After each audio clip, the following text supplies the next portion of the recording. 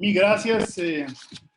Festejo que se haya convocado a este panel y aprovecho a distancia para saludar a algunos amigos. Veo allá a Consuelo, de los que veo a Juan Carlos, creo que por ahí anda Lorenzo.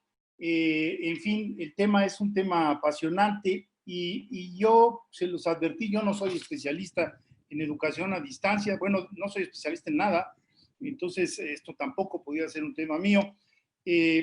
Pero la pandemia me ha provocado la recuperación de una discusión que traemos los mexicanos dormida, soterrada, y que se ha hecho muy evidente en las últimas semanas.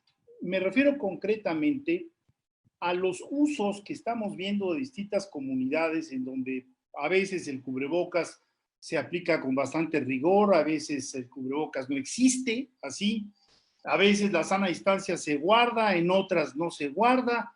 Hay un comportamiento muy diverso, pareciera que la disciplina no es lo nuestro del norte al sur y del este al oeste. Es muy dispar. Y como todos sabemos, para salir de esta pandemia, lo primero que necesitamos es precisamente ese comportamiento ciudadano. Hay quien dice, bueno, pues es que en Suecia no tomaron ninguna medida de distanciamiento. En primer lugar es falso, los suecos tomaron una serie de medidas, pero lo que, como lo decía el propio ministro de Salud de ese país, bueno, lo que pasa es que en Suecia la gente acató desde el principio las sugerencias de la autoridad y las llevaron hasta sus últimas consecuencias y por eso entraron a la pandemia y salieron de la pandemia con relativa rapidez.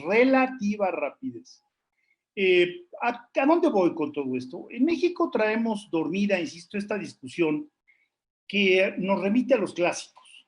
¿Quién es el responsable de la transmisión de los valores en una sociedad? Y entonces ahí se puede contestar muy fría y simplistamente decir, pues todos son los padres de familia, pero también es la escuela y también son las fuentes de trabajo. Sí, pero el resultado es, por el comportamiento ciudadano, es que pareciera que nadie se está ocupando de la formación ciudadana. Los problemas de corrupción también tienen mucho que ver con la adopción de códigos que le den al individuo una guía, un rumbo, una brújula de cómo debe de proceder. Me remito a los clásicos porque debo remitirme a los clásicos. A ver, uno de los padres del liberalismo, John Locke, estableció de manera muy clara en sus ensayos sobre el gobierno civil que la familia era un territorio exclusivo de la familia, el que el Estado no debía de entrar a la familia. El pater familias es para John Locke un anclaje insustituible de la civilización y lo mejor es mantener al Estado fuera del ámbito intramuros del hogar.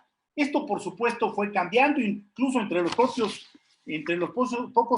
propios contractualistas. Pues cuando llega uno a Rousseau tiene una versión en su Emilio en donde la educación pública y la educación del hogar se entrecruzan, y lo que hemos visto es que cada vez ha habido más avance de temas que antes considerábamos exclusivos del ámbito privado y que ahora sabemos que corresponden también a lo público. Estoy pensando en la educación sexual, estoy pensando en la educación religiosa, en donde decimos, no, ahí no debía meterse el Estado, y hoy sabemos que es imprescindible que el Estado esté presente en esas discusiones para poder realmente complementar una visión de tolerancia hacia a las minorías, una visión mucho más abierta de lo que podría salir de los hogares. El tercer escenario es el escenario en donde el Estado invade el ámbito de la familia y entonces se encarga de todos los aspectos. Y esto lo hicieron los fascistas, en particular el fascismo italiano, que adoptó la educación desde la religiosa hasta la educación en todos sentidos y la determinación de cuál debía de ser el futuro de los niños italianos, pasando por arriba de los padres.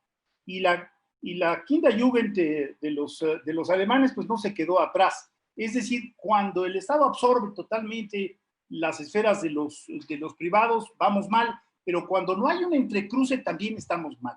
Necesitamos que haya una participación de los dos lados. ¿De dónde surge precisamente la educación cívica?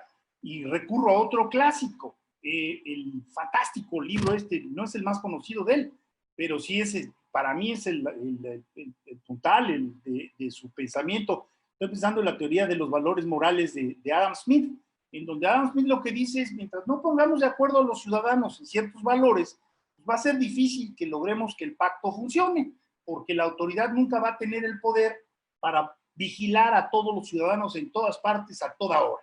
Entonces necesitamos que los ciudadanos estén convencidos de ese pacto y que los ciudadanos actúen de acuerdo a las normas que la propia sociedad se va dando.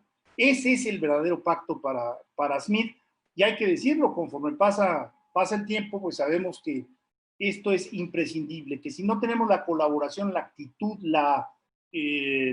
dijera yo, la energía del ciudadano para comportarse durante el día, en el mayor, pues como una campana de Gauss, la mayor parte del tiempo respetando las normas sociales y las leyes, no vamos a poder nunca tener suficientes policías, suficientes vigilantes para que el ciudadano que no quiere respetar las normas no incurra en atropellos. Ese es el centro del asunto, el comportamiento. El comportamiento del ciudadano, y yo creo que ahí los mexicanos tenemos mucho que revisar de nuestra historia. ¿A dónde voy? Voy a lo siguiente. Creo que tenemos que ser muy fríos, muy realistas. Juan Carlos hablaba de la violencia. Bueno, pues esos son los hogares mexicanos. Entramos a la pandemia y la violencia intrafamiliar se disparó de una manera brutal. Venimos de una discusión de violencia contra las mujeres que es vergonzosa a nivel nacional. Una discusión que verdaderamente surgió de un pequeño grupo y se hizo, valga la pena, una pandemia de valores y de reclamos de las mujeres justificados que nos hicieron desfilar por enfrente de nuestras narices las atrocidades que se les cometen.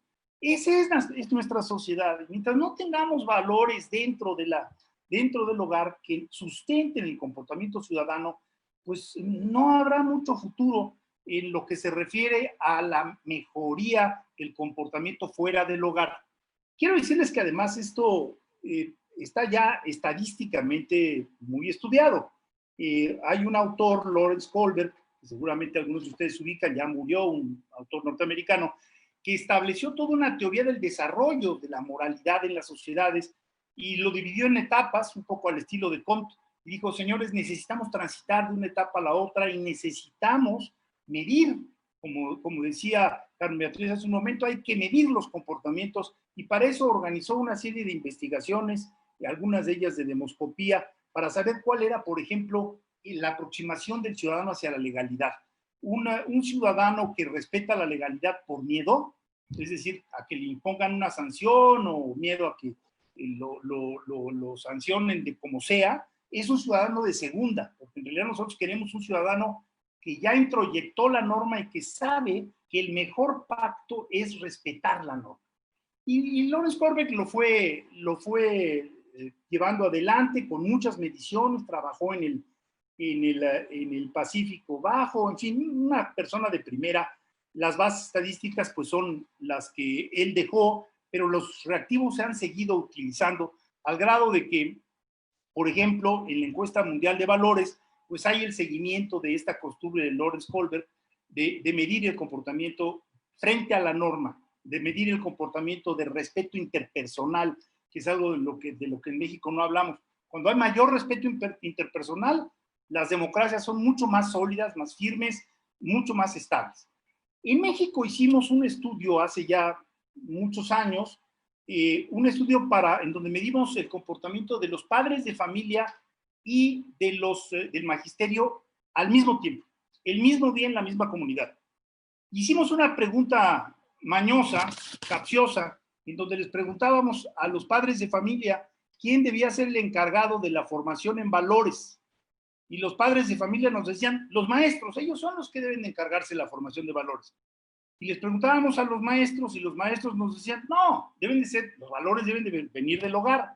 Y es en ese vacío donde hemos venido, digamos, de alguna manera desarrollándonos. La teoría del desarrollo moral de las sociedades, no es tampoco nada descabellado.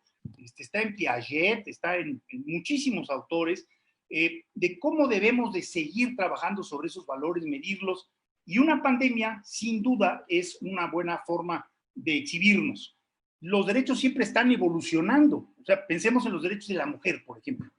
Los derechos de la mujer son construcciones culturales que hemos venido desarrollando y debemos de compartirlas en el hogar y fuera del hogar, porque si no, no se logra la conjunción, debe haber una conjunción, y diría yo una armonía entre los valores que se transmiten dentro del hogar. O por ejemplo, la semana pasada este acto horrible que vimos de racismo en Estados Unidos, que levantó a ese país en armas por fortuna, son los valores culturales van cambiando y todos debemos de alguna manera estar abiertos en una sociedad abierta, como diría Popper, para discutir los valores, los nuevos valores que se deben ir incorporando a la sociedad.